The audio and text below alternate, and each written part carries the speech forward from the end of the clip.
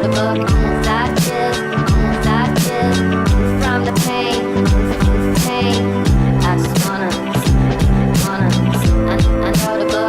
the last week, I've been staying at Stoked Backpackers in Muizenberg, which grants a beautiful view of False Bay, the name of which arose around 300 years ago when sailors would get it confused with Table Bay, the port of Cape Town. Let's step inside my room for a quick tour. So this is a room I've been staying in for the last week. It is a 7-chair mixed dorm. I have had numerous roommates in and out, some better than others. This is my bed right here. As you can see, I've used the backboard as a impromptu drying rack. Let me give you a quick view out my window.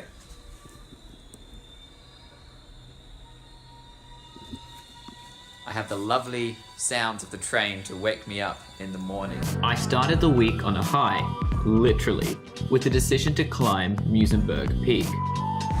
Last time when I climbed Table Mountain, I neglected to reapply my sunscreen. I won't be making the same mistake again. With that responsible message in mind, I set off up the mountain. Just making sure I got that SOS number.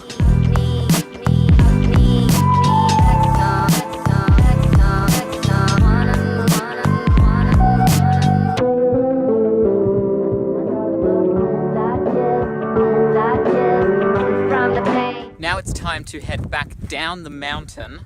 It took me, including filming, about an hour and a half to summit it. So I'm hoping to make it down in half an hour. Tired after the hike, I had an early night. Though before the sun had even thought to rise, I was on a bus bound for the open waters.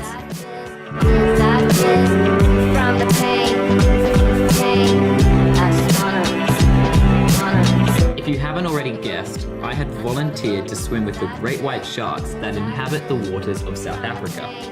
To my disappointment, they didn't have any waterproof cameras for rent, and I don't possess a GoPro like this wise man, so we're going to have to use our imaginations.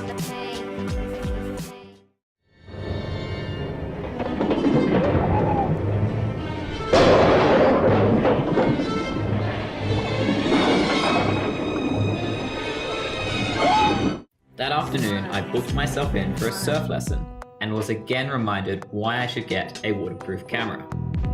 Fortunately, Ivy, a fellow content creator I met at the hostel, offered to capture footage of my surfing debut. I did eventually manage to stand up, but the footage seems to have gone missing. Speaking of missing footage, in the first chapter I mentioned that the final don't of travel vlogging was staring longingly at very expensive camera equipment. It turns out I couldn't have been more wrong. In my attempt to remove the wobble distortion from this week's footage, I was experimenting with using a manual focus. The app I chose was Filmic Pro, and I can wholeheartedly recommend it if you enjoy corrupt footage. Now, I did film a lot using the default camera application and noticed what was going on towards the end of the week, so all was not lost. As the week progressed, I enjoyed my fair share of fish and chips by the beach, took a spin at a local karaoke bar, and experienced what the Muizenberg night markets had to offer with two friends I made, Pim and Tim.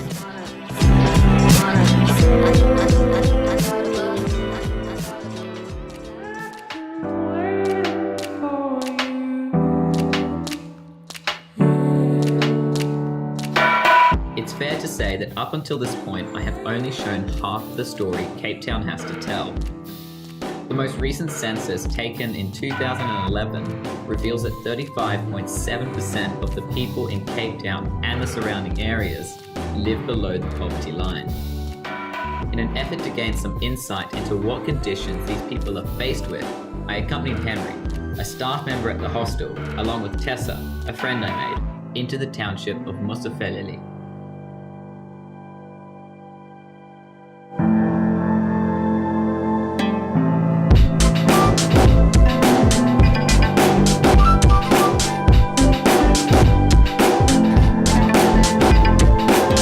To finish off the week, I jumped on a train and journeyed south along the Cape.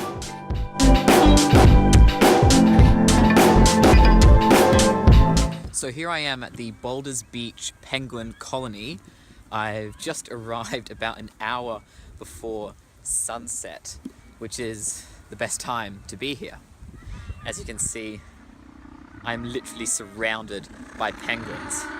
Now, I'm going to be catching an Uber back just because the train service won't be running anymore, so I can't stay here too long because my Uber driver is waiting for me up the top there. The penguins have some young around at the moment. As you can probably see, the penguins there are younger penguins, and they won't be too happy about me getting close.